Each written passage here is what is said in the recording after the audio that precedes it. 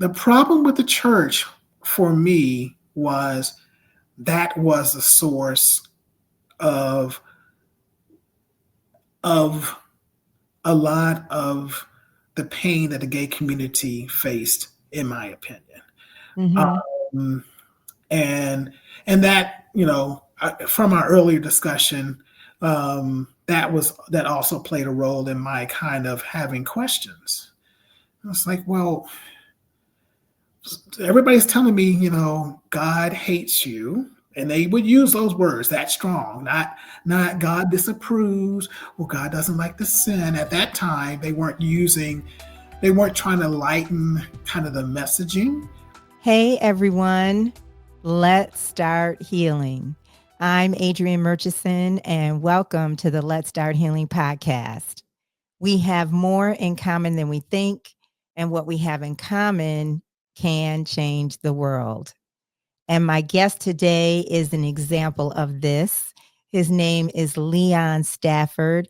He's a former colleague of mine, and he is a friend, and he is agnostic. And he will explain what that means as far as he's concerned, as far as his spiritual path is concerned.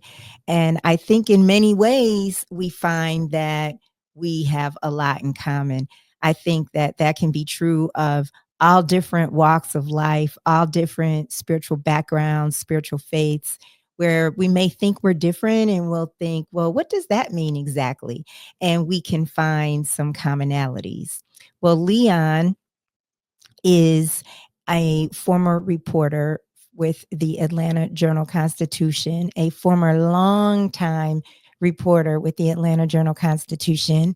And both he and I were among a number of people that were laid off in recent months. And so he is on a new path, and I'm so grateful that he had time to talk with me. He's a native of Washington, D.C., and he grew up Catholic. And that's something that he and I have in common because I grew up Catholic as well. And it's just a really interesting conversation, fruit filled conversation about how he got to where he is now in terms of his spiritual journey. And we get to talking about trust. And it was something that I actually brought up because I was thinking about trust in God. And what I find in my journey in A Course in Miracles, one of the reasons that I love it so much, this particular spiritual study, is because one of the things it says in the relationship that we have with God and Jesus and the Holy Spirit is that God trusts us just as much as we seek to trust God. Well, actually, I say just as much, but in a much bigger way. I mean, the book is so clear, the study is so clear about how God trusts us with our relationship with our fellow man, with our relationship with ourselves. Even if we don't think that we live up to that trust, God has trust in us, even when we think that we fall short. And Leon actually, just talking in general, speaks to how, we can think that we fall short as human beings because we are, after all, human. But I like to say also that we are human beings. We are spiritual beings having a human experience. So we really have a lovely conversation. And something that was coming up for me when I was listening back was why I wanted to start this podcast. One reason is because I loved being in spiritual groups with people from different backgrounds, different spiritual backgrounds, cultural backgrounds, people who could come together and talk about how we would interpret things spiritually and relate to one another and bond with one another. And so I wanted to have conversations with people on the podcast about their walk in life. And the other reason is because I really want people to know who may not know that God is with them always. Whatever your spiritual power is, your higher power, that divine source, whatever you call that source that's divine, that you feel viscerally at different moments in time, that is with you all of the time.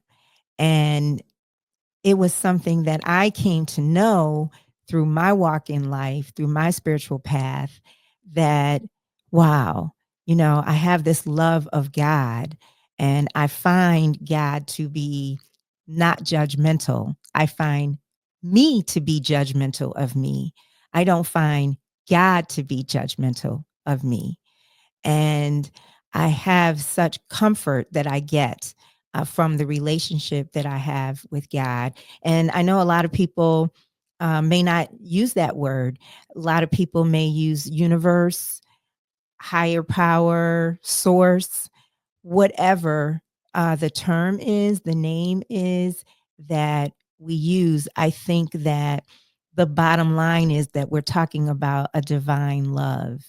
And I feel pulled and a calling to share with anyone who may need to hear it if they're at a low point in life or a lonely point in life or a questioning point in life, that they are not alone. And at one time or another, so many of us can think that we are not alone, and we are not alone. There is uh, something divine at work for us, with us. So, and I call that divine source God. You may call that divine source universe, or as I said, source. So I just wanted to share that. And uh, both Leon and I, as I mentioned, grew up Catholic, and it's always fun for me to talk to somebody who grew up Catholic, because there's just different uh, experiences that we have, I guess, that we can have in any church. And one of the things that I have said about God and my relationship with God in the past was that I didn't know if I was born with this huge love of God or if my mother instilled it in me, because my mother just loved God and Jesus so, so much. And I loved and do love whatever my mother loves, my late mother. And I remember her telling me uh, one time when I had this, um, and I've shared this before. I remember her telling me one time when I felt really shook about something that my brother had told me. I felt just really shook, and I think my mother thought that it was going to question my faith. And my mother said, "Don't let anybody ever change who you are." And she just kept saying that, "Don't let anybody ever change who you are." And she told me that because she had an experience with the Catholic Church. And first of all, she became a part of the Catholic Church when she went to boarding school when she was a kid. It was a Catholic boarding school. And she just fell in love with Catholicism. And she became an adult. She became Catholic on into adulthood. And she and my father met and got married, and our family was Catholic. And so at one point in time, she was really troubled by something. She was very upset about something. And she didn't tell me this until after the fact, but she was really, really felt like she was at an emotional crisis in her life. And she went to this church that was in our neighborhood that we would attend, and she wanted to talk to the priest. And I cannot remember what the priest said to her. She was I don't think she would when she went over to the rectory, and I don't think she was let in. She was talking to the priest through the door, and he said something to her that was really rude. And I mean, my mom was like a walking angel. I mean, she wasn't perfect. Not trying to say she was perfect, but she was like a walking angel. She was like walking love. Okay. Anybody who knew her would tell you that. And this priest said something really cruel and rude to her and would not let her in. He was talking to her through like a little window in the door, and she left, and she did not go back to church for a long time. And I just remember how we weren't going to church for a while. And then we started going back to church.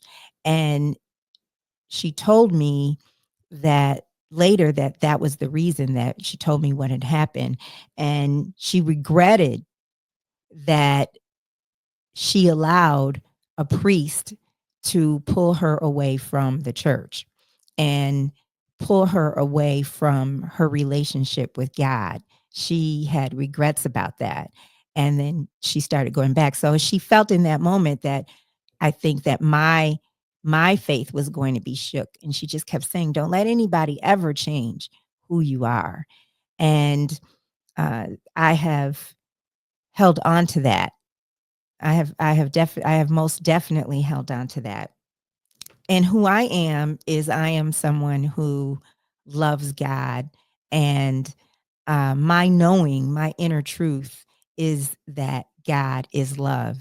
God is absolute love and absolutely nothing less. And that's why I do this podcast. Well, let's meet Leon. Let's get started. Let's meet him and let's start healing. Welcome, Leon. Hi there. How you doing? I'm good. I'm so glad to have you on Let's Start Healing. Thank you so much. Well, thank you so much for inviting me. I really appreciate it. One of the things that I am really excited to talk to you about is your spiritual path. And you explained to me that you're agnostic. Would you share, first of all, how you define your spirituality as an agnostic? And then we can go into how you got there. Yeah. So I'm basically that person who has a lot of questions. Before I believed what I was taught, um, and little by little, I started having some questions about kind of, did I really believe what I was taught, or was I regurgitating what somebody else was telling me? And how could I defend it? And how could I define what Christ and the Bible meant to me, and what Catholicism was to me? I remember I went to the University of Tennessee, and I remember being in Knoxville and having some stranger ask me if I knew Christ. And I said, well, yeah, I'm a Catholic. And they said, oh, so you don't know Christ? So like, I'm sorry, I think I do. Why do I not know Christ? So, well, you're Catholic, so you can't know Christ. And then he had this whole long laundry list of reasons why Catholics weren't Christians. And I was like, oh, okay. Well, I had never heard that before. I didn't realize that, there was a litmus test among Christianity about who was. I mean, I knew that some people practice this and some people practice that, but I thought everybody pretty much agreed. Everyone was a Christian. It's just that, how did you come to accept Christ in your life? And to tell me that this whole group of people, because they did not practice exactly the same way he did, that we just didn't know Christ. But did that jar you in some way where you started thinking about it? I started asking people, in this community. Now, I'm not going to pick sides or pit different, religious groups with one another, but I went from a heavily Catholic city like DC to a more of a non-Catholic city like Knoxville. And so there were just all of these stereotypes that I ran into.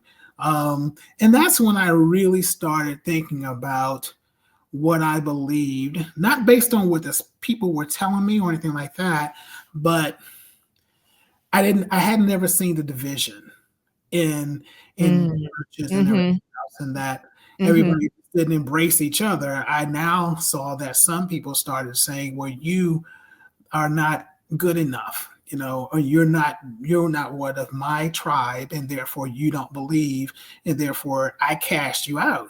Mm. Um, and it started me questioning, okay, how much of this is about truth, and how much of this is tribalism? How much did I learn that was tribal to my group versus tribal to somebody else's group? And man, that was college is that time where you start questioning a little bit of everything that you're taught, and you start to look at the world a little bit differently. And Now, I always, did you have a when you were growing up? Did you feel like you had a relationship with God and Jesus? yeah, to an extent. I mean, I was still, young, Mm. so from the ages of 6 to 18. So when I'm in high school, it's more one of those things where I am told to go to church, more so than I am electing to go to church. So when I'm in college, now there's nobody telling me to go to church. So now I have to elect to go to church. That's the difference. That's when I think, for me personally, you start to understand God, you understand religion, you understand the universe, and you start to have real questions, because now nobody is making you do something. Now you're saying, I'm seeking it out. And when you seek things out, in my opinion, you have a little bit better of understanding. You create a relationship that is Mhm. a relationship for you, and not a relationship that others have told you have to have.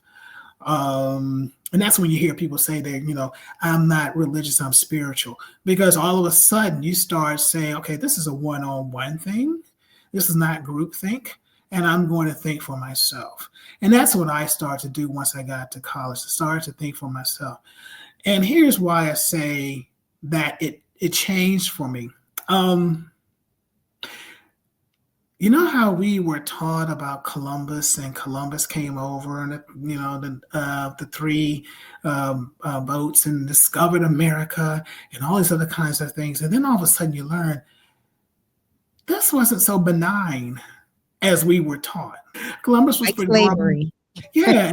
And so all of a sudden, that kind of gets into your mind. So, okay, I was taught one thing, but I wasn't taught very deeply. I wasn't taught the truth. I was, kind of given this nice little schoolhouse rock song to sing, but I really didn't understand what actually happened.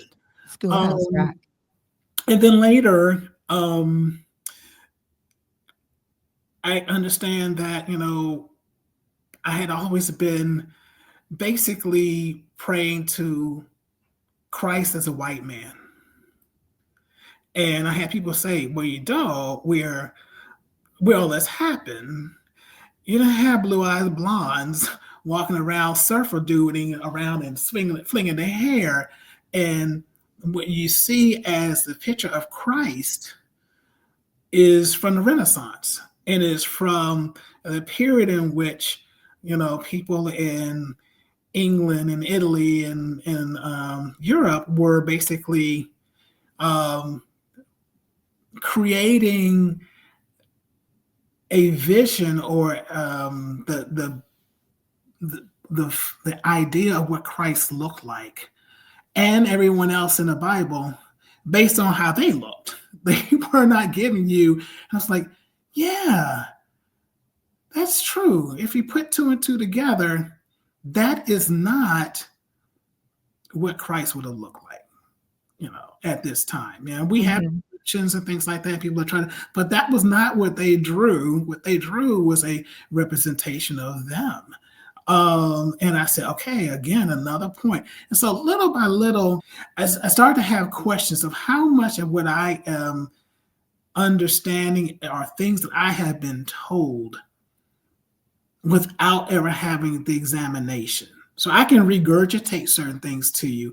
I can tell you, scenes and the outcomes of the Bible, Mhm. then I have an understanding of the context.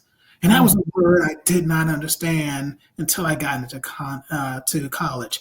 When college says, brings all these people together and it says context, context, context.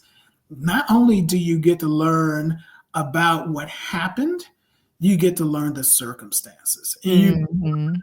the history, and you get to learn all these things that all of a sudden makes you say to yourself, huh, have I do I believe things because I've really read about and researched them and understand them, or is this just what I was told? So Yeah. I am sitting here questioning everything now, and I started to wonder how much of what I was taught and how much I was talking about were parables and things that were trying to teach me how to live better versus being something that was true. And so all of those things came together. When I talked about the Tower of Babel and everything else, Mhm. was that a real story and how much of that was trying to explain why we have different languages. Yeah. And all of that stuff started and then I said, you know what? I'm not sure what I believe anymore. Do you have a relationship you feel with a divine spirit? Like sometimes do you feel a divinity, and when do you feel that? Yeah. So here's a contradiction for me.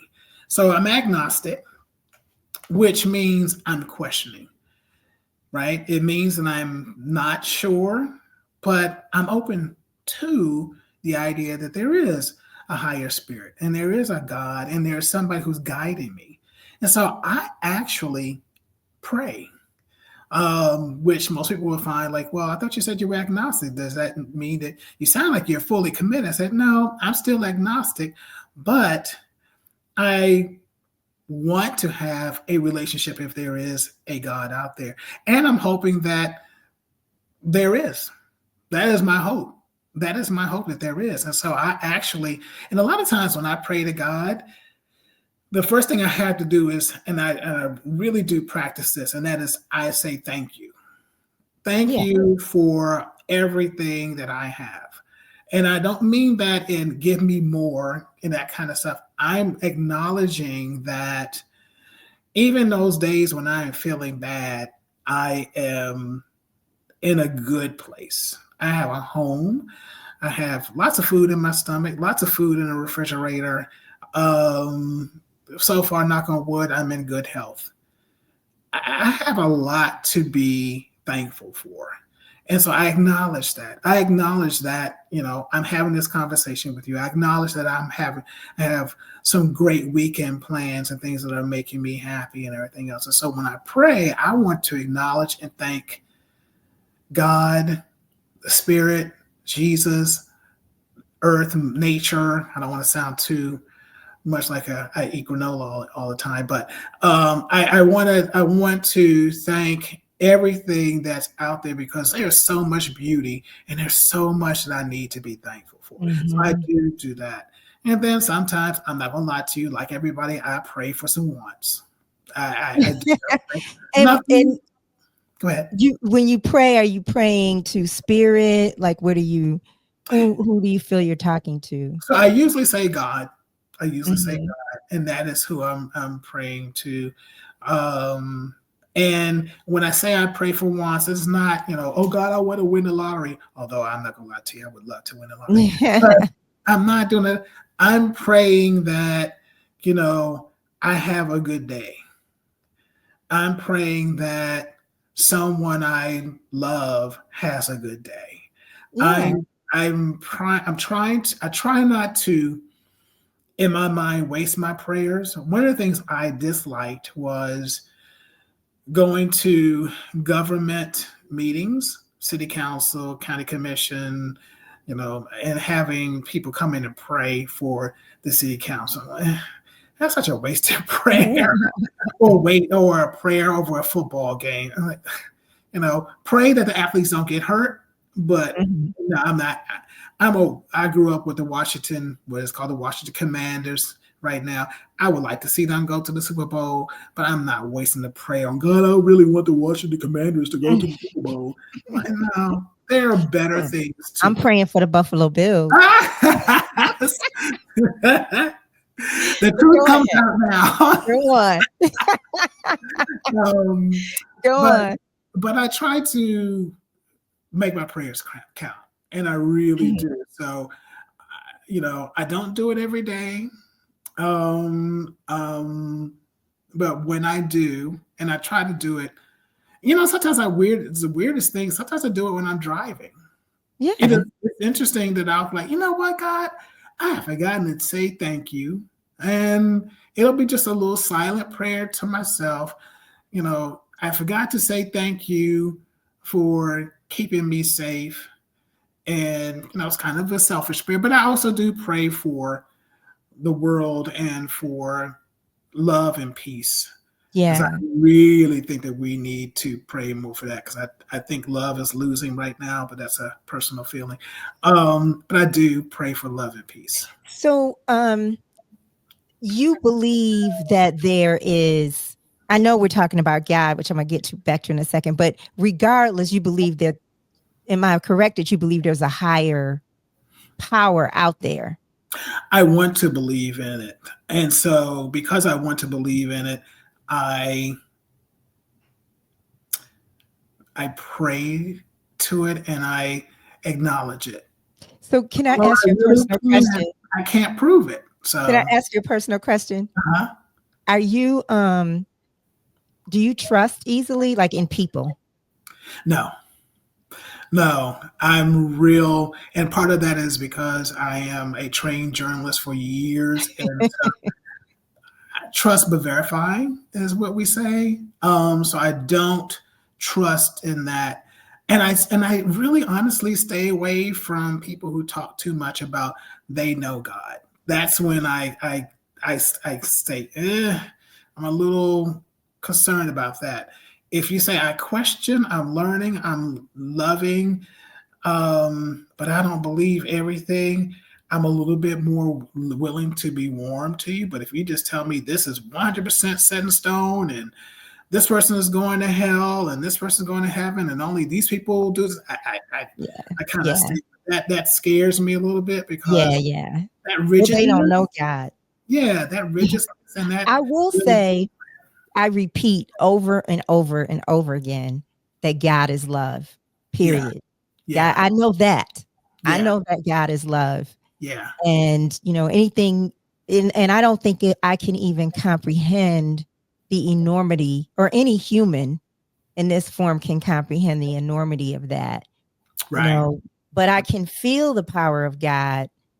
And sometimes it's too much, I'll feel like it'll feel overwhelming.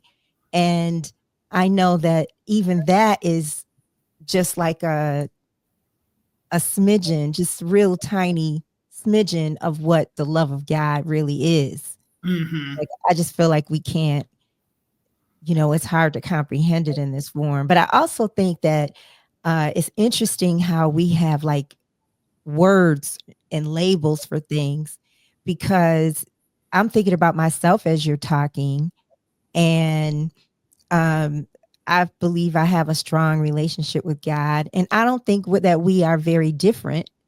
And I think about, as much as I love God and I know God is love, I probably have 85% trust. Like, my trust level is about 85%, because, and unless I'm just I happen to be in a higher space on a particular day, and then I just know, you know. But the reason that I have a reservation is because I have a fear as a human being that if I trust you 100% and you let me down, oh my God, I'm going to be lost, yeah, yeah, because I walk through this world completely dependent on God, yeah, you know. But I mean, because if I just depended on me and my abilities, I'm not going to succeed. yeah, But I yeah, mean, I know that's like, seems like I'm saying this and I'm saying that, but there is that little thing where it's like, if I trust you all the way, if I believe everything that I know in my head, if I really believe that, and you fail me, or I think you fail me, then what am I going to do then? yeah, yeah. Um, I have that too. But I also tell myself that sometimes people are fallible, right? And that they're But he's not a failing, person. huh? He's No, not no, a no, no, person. not God. I'm talking about, human Oh, beings. like us. Yeah. Mm-hmm. I mean, we are as people are very fallible. And I have let people down and people have let me down. And I tend to think that I am a good person. So I give people room to say that, wow, I trusted you and you failed. I thought you were this person that would be there for me in every circumstance I need you to be, and you weren't there in every circumstance. And so I've learned that I said, okay, you got to give people some space to be fallible, but still be loving and still have a lot of love for them. And I think in many ways that is godly Mm-hmm. in them and in me to see them not as, black and white, cut and dry. Either you do this for me or you don't, and you're out. We Mm-hmm. all have to have an open heart. You have to have an open heart on um, the things that we're all growing every day. I'm not the same person I was 10 years ago. I'm not the same person I was 20 years ago. And so right now, the person that you're talking to is a lot more accepting of some of the joy that God is bringing into my life than I would have been 20 years ago. But the skepticism is still there. If I'm talking to somebody else and I have a friend who is an atheist and who does not believe in God at all, and we have kind of gone back and debated, and he says, so why would you want to believe in God? And I said, because it makes me happy. Mm-hmm. I remember when my mother died, I talked to somebody who was a person who was a source for a story, and she knew what I was going through, and I said, "Why do you believe?" Because I was really kind of down. It's like, how could you do this to me? Ah, You know, um, and I said, "Well, why do you believe in God?" She said, "Because I want to." And I thought that was just the best answer. She did not Mm-hmm. say because I read the Bible and the Bible is set in stone and because some book that's been around for a certain period of time, that makes everything all right. That's not enough. And when she said it's because she wanted to, that touched me and it made more sense to me than anything else. Yeah, I think that's so beautiful because it's the opposite of fear. And I think a lot of people Yeah, are afraid of the unknown, right, or they want to believe in the wrath of God, which right. I don't believe in that. And but so they walk in some semblance of fear of God. But if you want to believe in God, that's not a fear, that's a desire. Mm-hmm. Mm-hmm. Mm-hmm. That's a feeling of love. Mm-hmm. Yeah. Like I said, that goes back to me going from high school to college. When high school, my grandmother got me up on Sundays. Hey, it's time to go to church, and I'm again. We go last week, not again. I was told to go to church. That was part of came along with the fact that I got food on my plate and a place to stay and shelter, and you're going to go to church on Sundays. Yes. But when I Yes. got to college, that was me wanting. I was going to go. It's so interesting, like the journeys that different people have, because mine was me reading. I probably didn't really read the Old Testament until I was an adult. And I was absorbed in the New Testament and the spirit of Jesus and that, just love Jesus. Right. And so when I would go to church or go to confession, and I believe like Jesus just loves me. Like there's nobody that Jesus doesn't love or that God doesn't love. But Right. then, it's a contradiction in thought because, the church will tell you otherwise. And the Bible too will tell you otherwise. Mm-hmm. And I would go to confession and I might just tell the truth. Right. Right. about whatever was going on, with me. And then the twice as an adult in my 30s, I walked out of confession, like in the midst of confession, Hmm. because I'm just talking about a relationship. And the priest is like, well, wait a minute. You had sex? You Right. know, that's a sin, right? And I'm Right. like, what are you talking about? That's not even the point of what I'm here to confess, you Right. know? And Right. then he's going on and on. And then I think he like said something disparaging about my parents too, and in this one Right. instance. And I just got up and walked out. And Yeah. there was another situation where I got up and walked out. And then I was living in New York for 10 years and I worked with someone who he believed that he was kind of a devil's advocate. And he would say, well, in the Bible, it says if you don't believe in Jesus and you don't acknowledge that you believe in Jesus, then, you're going to hell. And so I said, well, I don't care if it says that. I don't interpret it that way. Right. And so I Right. said, but I don't care if it says that. That's not true, you know? And Yeah. so then he's well, that's what it says right here. Not that he subscribes to all of this. Right. So I would go to this church in Manhattan where I wasn't a member, but I would go there, every Sunday or Saturday for mass. And so I made an appointment with a priest to go and talk, me and my friend to go talk to the priest so that the priest could tell him that this is not true. Like you don't have to believe in Jesus. I mean, there's babies that, may not have been baptized and what they're going to go to hell. Yes. And Yes. so the priest was very condescending Yeah. towards me, Yeah. the Catholic. Okay. Yeah. And he basically didn't say that the guy was wrong. And so when we walked out, we're standing on the church steps when we walk out of the church. And he's like, well, see, I was right. Just stuff like that was just so uh frustrating. But then I still would get the spirit of God. I would feel the spirit of God in a church.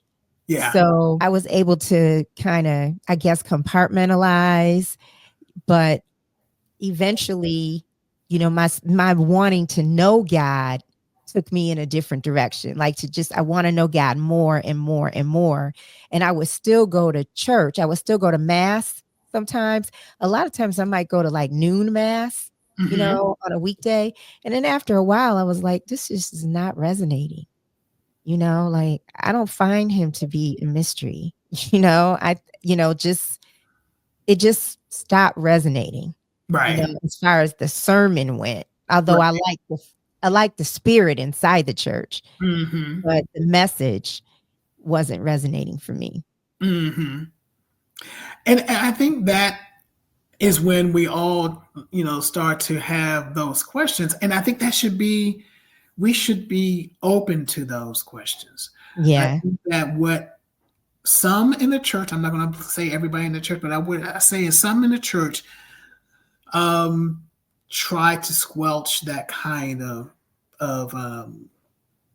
those types of questions, and when people are trying to make things make sense in their minds logically, because like you said, so babies are all doomed if they die because they haven't had a chance to say, yes, I believe in Christ and I give myself to Christ.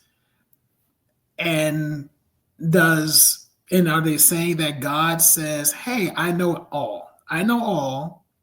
And I know these babies are going to be born without this ability to do this. And I know that they're doomed. And I'm cool with that. I was like, that doesn't sound like God to me. That doesn't sound like No, it God. That doesn't. doesn't sound like it has a lot of purpose. Mhm. Used to, in my opinion, be very mean. Um, I never was a very big Old Testament person because God was always putting people through trials and tribulations. I'm sure that many people in your audience may think he doesn't really understand God. And, granted, they I don't think I probably have a right. traditional audience, an Yeah, okay. audience from I traditional will just say if there are people religion. who think that I don't understand God, they're probably right. I don't understand God in the way that he was presented to me in the Old Testament. Um, I I'm like you. I was very much a Jesus fan. I have a good friend of mine who is very And I much still am, I have to yeah, say. yeah. Yeah. I am too. I have a friend who I told her that Jesus was just really cool. I really like Jesus. The way I understand Jesus to be is really cool. And she just thought that was the funniest thing in the world. She just thought I didn't really get Jesus in the sense of not being a rock star. He's not a pop star and everything else. And I said, what I'm saying about Jesus is that Jesus is presented to me and in the way that I believe in a Jesus figure. It's all about love and all about understanding and all about those people Mhm. who don't have as much as everybody else in saying, hey, you got so much to give and I want to uplift you. I want you to love and be loved like everybody else. It does not matter how much you call my name, how much you follow these step by step example. Obviously, you know, murdering people and harming people in any ways was obviously bad. So I think we can just kind of put that aside. I'm saying you're not following rituals Mhm. to Jesus's love. I don't think Jesus says, "Well, only way you're gonna love me is if you say my name a certain number of times a day, you are a part of this group that praises, Right. and you're doing all of these things that show me love." Jesus is like, if you're walking around and you see somebody who is hurting on the street, and you pick that person up, He's you are yeah, showing me love. he's That's like, showing "I me am you. I am you." exactly, exactly. It's yeah, You yeah. don't get a pass because you have the biggest room dedicated to Jesus, the most photos of Jesus on your wall, and you sing the most and you chant church the most. It's what are you doing when, quite frankly, when the cameras are off, when there's Mhm. nobody around to see you, and you see somebody in pain and you see somebody who's suffering, and you say, you know what? Let me step out of my comfort zone, walk across the street and help that person. And I'm Mhm. not asking for anybody to come back and pat me on the back. I'm not going to tell the story the next week. I am just going to help that person. I'm going to tell a story right now that it's going to contradict what I just said. This is the hardest part about talking about this because you can always contradict yourself. I agree. Um, I was coming back from. I like to go to Piedmont Park on Sundays and walk around. It's just a nice way for me to um, just kind of connect with the city and everything. As I don't live in the city, I live in the suburbs of Atlanta. Um, and I was walking back to my car. There was this guy. I had had a nice little lunch, and I had some water and some chips. And the guy said, as I was passing him, he said, "Hey, can you help me out? I'm hungry and everything else. So you have a little money." I said, "I'm sorry, I don't." At that time, I did not remember I had chips. And I did have a drink in my hand, but I figured this man does not want to drink my backwash. That's kind of gross. So I said, "Hey, I'm sorry," and everything else. And so I walked back to my car and I said to myself, well, you could give him $10 so you can go over to the little gas station and get him something. And so let me take that back. My first thought was I got back to the car, I said, "Oh, I have these chips." And then I walked over and said, "Hey, here's some chips if this will, help you." He said, "Thanks." And then I walked away and I said, "Wait a minute, you just gave him some salty chips. This man is thirsty." And now you just exacerbated the problem. So then I walked back over and I gave him $10 to go and get some water or something like that. And I To me, that is what God is asking us to do. That Yeah. didn't hurt me. That didn't take away from anything. I had plenty of food and homes and everything else, and I didn't call the press and say, "Hey, look at what the great thing I did." I just saw this person who said, "I have a need," and I said, "I can fulfill that need." To me, that's Yeah. God. That's more of what Jesus wants us to do than being at the biggest mega church and singing the loudest and talking about how holy we are, that kind of thing. Yeah. Yeah. And so you are a gay man, Mhm. and I'm curious how that has played a role in your spirituality or any experiences that you might have had in the church or in life when it comes to spirituality Yeah. and Yeah. God. That's a good question. I will say this. I have gay friends who prayed that they would no longer be gay because there was so much pressure on them. One, that being gay is a sin. Two, that they were going to hell. And they were dealing with real family issues where their families were saying, "Hey, you can't be gay and be with us. You can't be in a church and be with us." And I never felt that way. I never prayed not to be gay anymore. I embraced who I was. I knew since I was Mhm. 7 or 8 years old, at least knew what the word was. Mhm. Won't say that I could articulate it at 4 years old or something like that. But once I kind of knew what the word was and how it described me, I said, "Oh, that's who I am." The biggest challenge I had was I had to wait until I was 18 and in college so that I could be myself. I had to play the role that everybody expected of me, even though I grew up in a family that was pretty accepting of people who were gay. You Uh, mean you're saying that because of society you felt like yeah, that, not yeah. because of your So, family? yeah, not because of my family, but society, growing up in the late 70s, early 80s, there was just no wiggle room for that. You were just supposed to, especially when you're young and you're a teenager, kids, when you're a teenager and you're in high school, kids will tease you if you're too tall, too short, too fat, too thin, your hair is parted on the left or your hair is parted on the right. They'll just find anything to tease you about. There's just nothing that you could not be. So, like most, I tried to play the role that would get me the less teasing than I could. I knew I was going to Mhm. be teased for when I was in high school. I used to walk around with a briefcase because yes, I was that kid. I was that kid I'm a Virgo, and so I was Er. always, yeah, I I have was lots of Virgos in my family. yeah, I was neat and very I like things a certain way. Might have been a little bit of OCD at the time, What's but your yeah, birthday? What's your birthday? September 10. Yeah. And so, I got teased for walking around with this.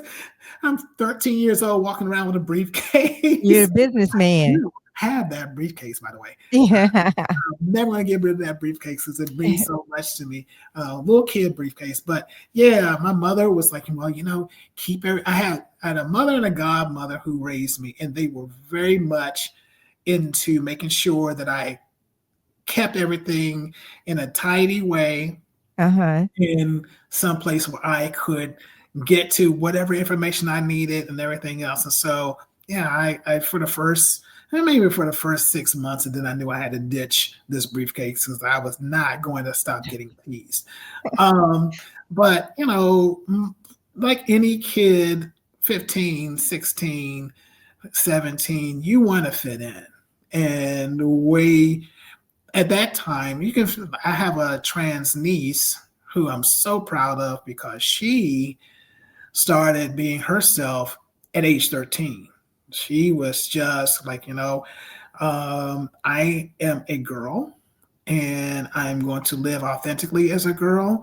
But this is in 2010, Mm-hmm. a lot different from 1980. In Mm-hmm. 1980, I didn't have that option. It was, play the world straight. But then when I got to college, um, there was a whole lot different. There was so much more freedom. Met other gay people who were openly gay, and I was able to be openly gay.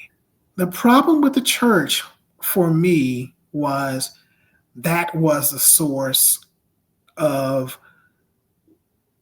of a lot of the pain that the gay community faced, in my opinion. Mm-hmm. Um, and that from our earlier discussion, that also played a role in my kind of having questions.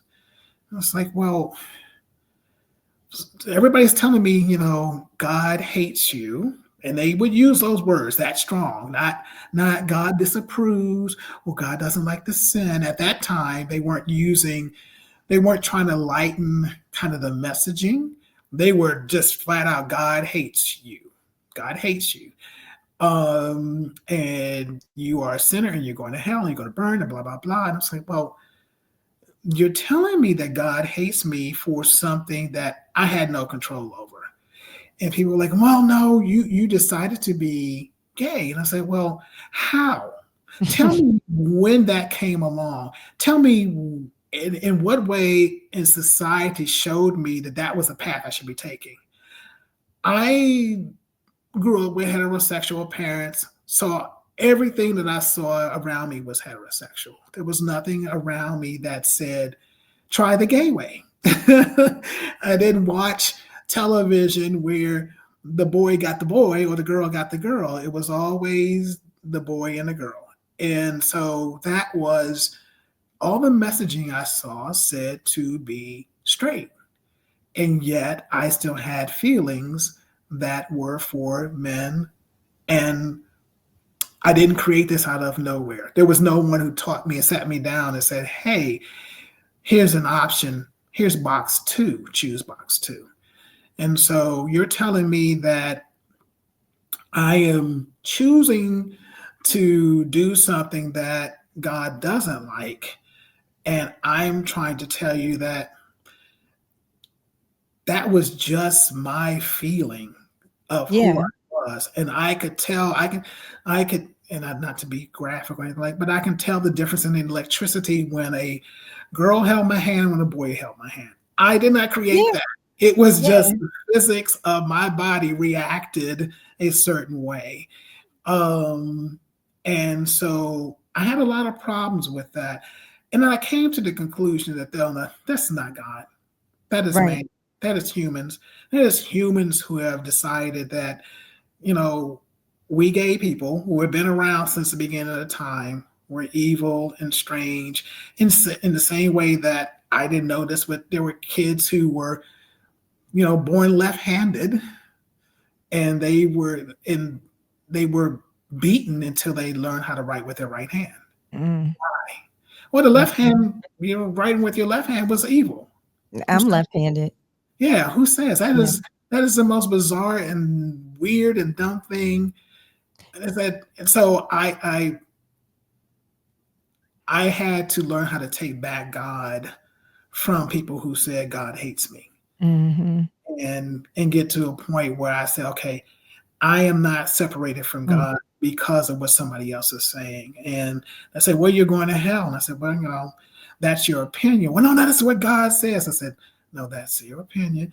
Have you ever been to hell? Do you know who's in hell? Have you got a head count? And did you see somebody who said, well, it says in the word? I said, have you been there? Give me something more than what something says or your interpretation of something says, or what it said. I'm sorry if I'm using poor English.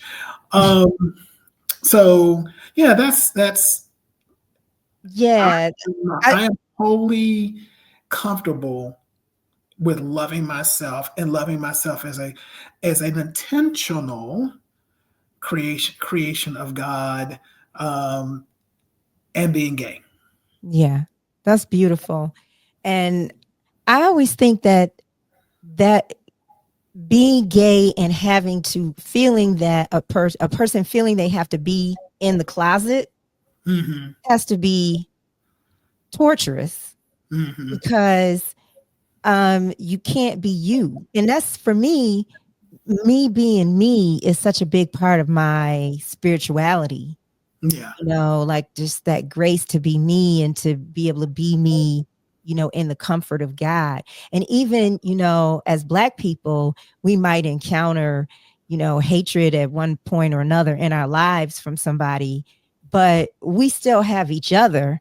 Right. We can't go in the closet being Black.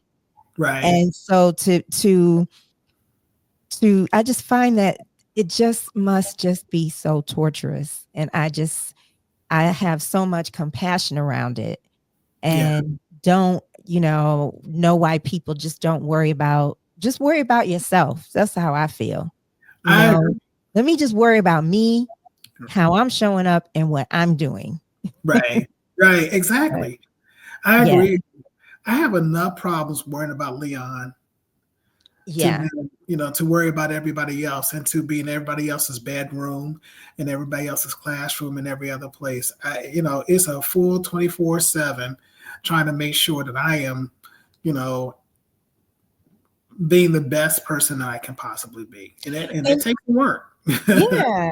And Yeah. and then also it's the thing about the not choosing, like this is how I was built, like what you were just saying.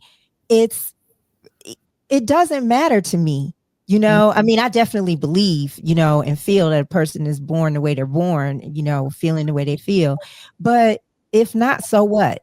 How does that affect me? You Yeah. know? And Yeah. you or anybody else, to me, shouldn't have to explain that. Yeah. Yeah. You shouldn't have to explain that. Like, hey, listen, I didn't choose this. You shouldn't have to explain that you didn't choose that. Yeah. Yeah. But hatred is strong. Hatred is strong for a lot of people. And some of the worst, I have to say this, are some of the people in the religious community. They have a visceral hatred of not just homosexuality, but a lot of differences, a lot of things that stray from what they believe is right. And, hey, if you say, I don't get it, that's fine. That's fine. Mm-hmm. I understand how you don't get it. I don't get a lot of things. One of the things that, and I thought about whether I should say this, but one of the things I don't get is tattoos. People love tattoos, and people love tattoos to the point where there's stuff all over their bodies. It's just a billboard with like 5,000 stickers on it to me. But I have to say, you know what? That person has a right to his or her body and to do with his or her body what he or she thinks is beautiful. They may think that everything that's on their body looks beautiful and has a story to tell and has a special memory. Who am I Mm-hmm. to say that that's wrong? Who am I to judge them and say, you can't get any tattoos? I don't like them. Mm-hmm. Yeah. And, the sun is yellow. These are things we know. Why are you telling me? Give me your opinion on what you like. There's a lot of stuff I don't like, stuff I don't understand. And so, what I ask of people is that, you don't have to understand my attraction to men other than the fact that that is who I'm attracted to. And then we move on. Now, Exactly. what are we going to have for dinner? What time Right. the game start? That's all you needed to know. There's nothing else that you need to know. I had friends kind of ask me, well, you know, why do you think that um, with all the beautiful women in the world, you settled on men? And I said, I didn't settle on the men. I didn't kind of fall on them. And I say, and you're right. There's so many beautiful women in the world. So that should tell you something that if I am ignoring all these beautiful women in the world, then it has to be something that is just innately in me that says, you know what, I'm attracted to big old lughead men with, scruffy beards and just, all the weird things that we men are. When there's so many beautiful women out there. So that's why I say I don't understand why people even question, well, you chose to be gay. I was like, yeah, no, that's not the way it works. I will tell you when I told my mother, and she was real cool in the moment, but she told my sister, she said, well, I did wonder what I did. Well, how did I make him gay? So I went back and I confronted my mother and I said, okay, this is what happened. It was a special episode of Charlie's Angels. You let me watch it, and then I became gay. And she said, what? I said, yeah. It was a special episode. Charlie said, I remembered it to the moment. It just all of a sudden clicked. And I said, I'm gay now because I watched this Charlie Angels episode, and she said, that doesn't make any sense. I said, exactly. Blaming yourself for something that you had nothing to do with. That is just ridiculous to even say that you did something that made your child gay. Yeah. And so after that, she never had that question again. Once I gave her an example that was incredibly ludicrous and especially stupid. But I want her to just kind of see, don't walk around with some guilt on your shoulders or something that you had nothing to. What you did was you brought into this world, hopefully, a person that you can be proud of. Mm-hmm. After that, she's not responsible if I go and rob a bank or if I, become a bad rapper. And do you have a gift that you feel is a divine gift that was instilled by God? I thought about this question, and I don't know if this is going to be an answer to it. Because I'm not sure exactly if I understand the question, but I'll tell you a couple of things. God shows up for me in different ways that surprises me. So I was talking to a friend about this when I went to Chicago for NABJ this summer. NABJ is for the audience, is the National Association of Black Journalists, and they have the annual meeting, and they had an annual meeting in Chicago. So, by that time, I'd already known that I was being laid off. And I was kind of looking for a job while I was there, but I was also kind of bummed. And Chicago's one of my favorite cities. I'm like, oh my God, I got all these emotions going. I'm in the place that I love so much. And yet I'm being laid off from my job and I'm looking for another job. And I'm kind of bummed about this. But I don't want to be bummed in the city that I enjoy so much. At the time, Lollapalooza, this big, music festival was there too. So the streets of Michigan Avenue were just jam-packed with people. And so I'm walking along, coming back from one of the sessions, walking back toward my hotel. And this couple just stops me and starts talking to me and welcoming me to their wonderful city and talking about, how Chicago really looks, when it's not all this activity of 100,000 people downtown for a festival we walked for several blocks and they just told me how much they love the city and how they manage it and all that other kind of stuff. And my spirit just lifted. Now, just moments before, I was just down in the dumps. I'm walking, I'm just kind of sighing to myself. All this music is going around, and people are, singing and dancing. There's all this joy, and there's me with sad clown face. And this couple just starts talking to me, and they bring my spirits up, and they say, okay, well, we hope you continue to enjoy our wonderful city. And they just kind of walked on, and I made a left and went toward my hotel. And I told my friends, I said, that felt like God at that moment. It, yeah, you can say it's a coincidence. These people were just being nice and everything else, but why that moment with that many people walking You around? needed it, and it was a blessing. Yeah. there were so many people walking there. It was, it was one of those places where you're bobbing and weaving because there's always somebody coming and they're not looking and they're bumping into you. And all of a sudden, this couple out of nowhere starts just talking to me.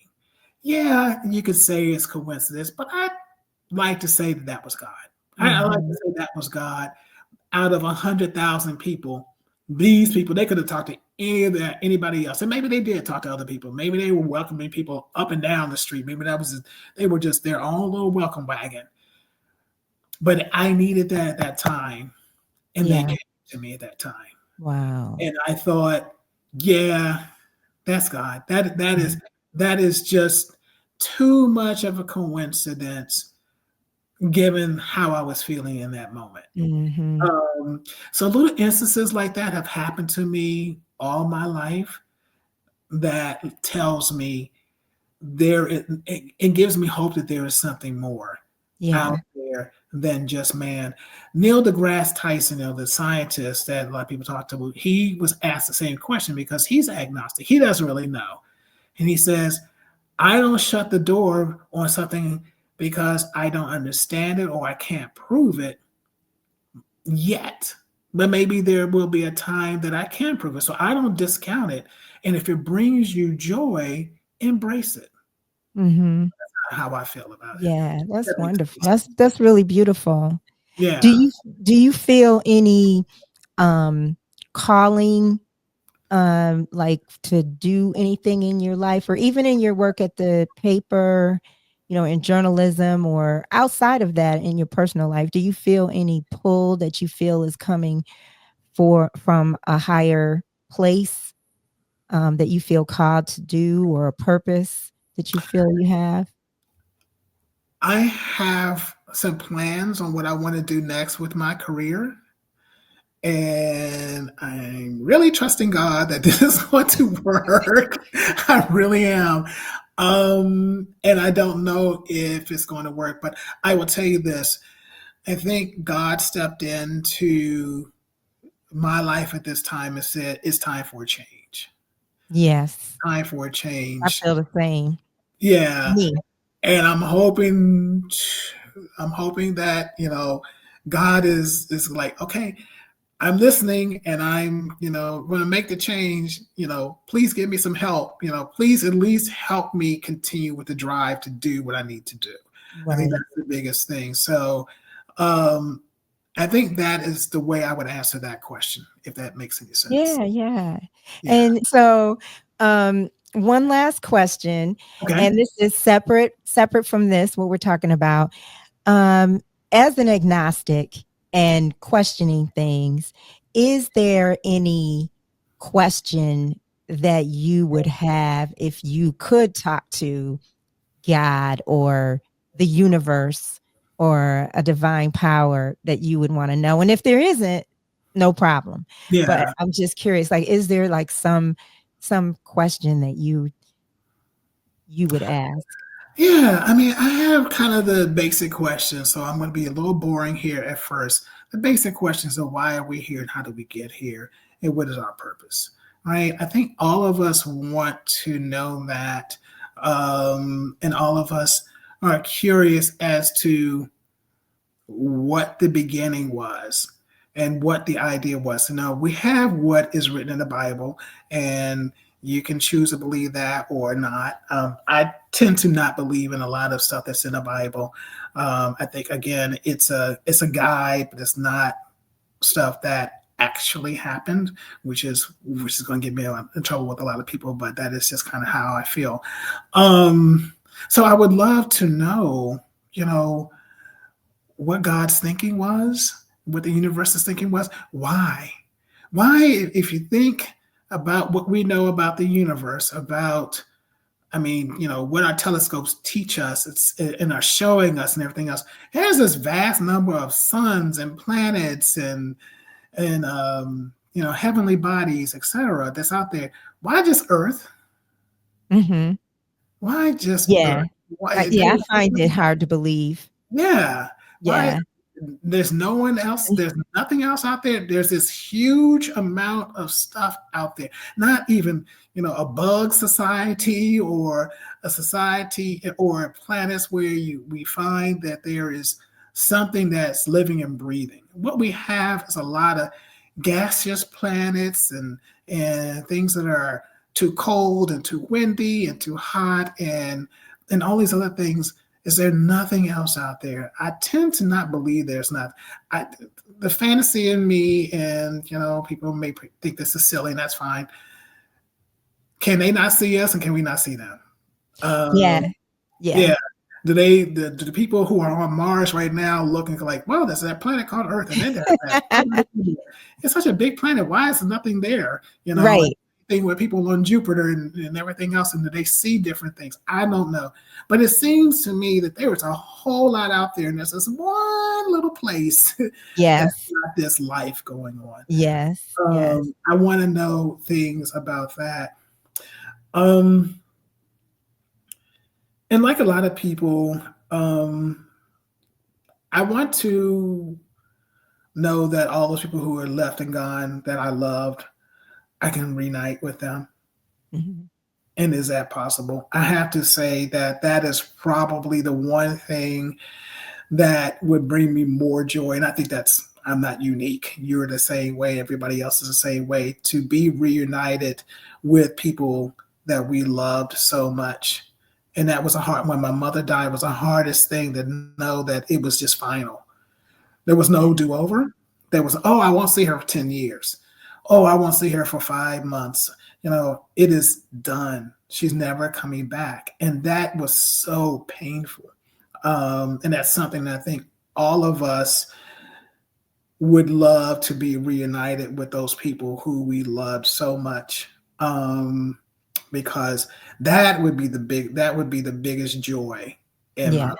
That would be the biggest joy for, I guess, everybody's like, when I think of little things like this is kind of off the beaten path, but I hope that there is an afterlife of nothing but love and joy.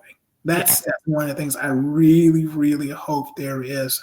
I hope that Whitney Houston was reunited with her daughter and her mother. Can you imagine the amount of pain that family went through? With Whitney died before she was 50. Right.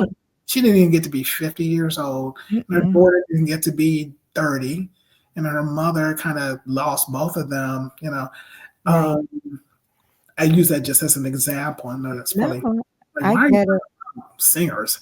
But I think that's one thing that I would love to ask, is that possible? And tell me which door I need to walk into to see my mom and see my godmother and see my grandmothers and see all these people, even people are going to laugh about this, even my 2 little kitty cats that I had for 20 years that I adored, those little rapscallions who scratched up my couch and was always begging me for food at the most worst time at the morning, but I missed that. So all that love, I would love to get back to because I missed that. That's wonderful. Well, I affirm that from my little corner of the world. I appreciate you so much being on here, Leon. Thank you so much. I hope it sounded like I had a little bit of common sense. Absolutely.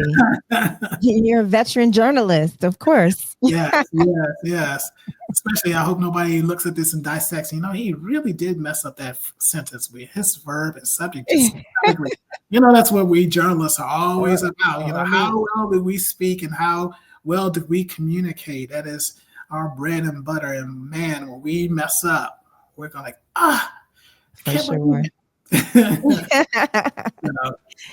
Yeah. Well, thank you.